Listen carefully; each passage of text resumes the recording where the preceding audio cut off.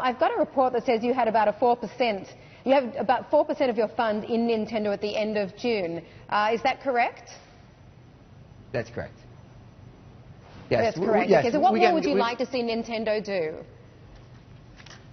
Well, look, we're looking forward to the release of additional 5 mobile games before the end of March of this upcoming year. I also am engaged in a new project with them to monetize the rest of their IP. So they have an enormous amount of patents. They actually have 4,000 patents that we think they can make an additional $300 to $800 million a year of monetization of their kind of mobile gaming as well as multiplayer patents.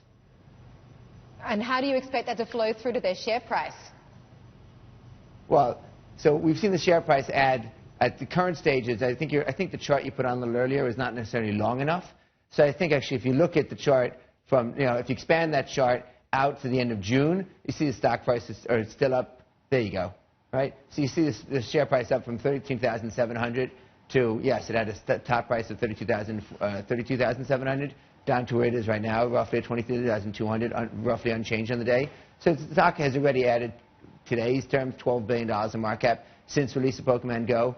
That's great. We think the market is betting on the potential, and they're fully embracing mobile as a platform. I think the phenomenon is that they up until now, and even in their guidance, I think, don't really understand the full impact of how big mobile is and how profitable it can be for the company.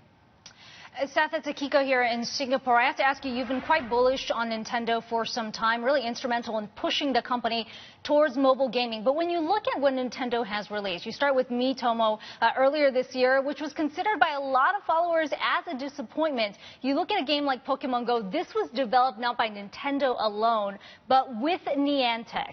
So I wonder what you see in Nintendo's arsenal here. You talk about a game like Animal Crossing, some of these other games that they plan to release. I mean, it doesn't look like they're pushing further into AR. I mean, how big of an impact do you think these games will really have when you compare it to the kind of success we've seen Nintendo have with Pokémon GO with the help of Niantic?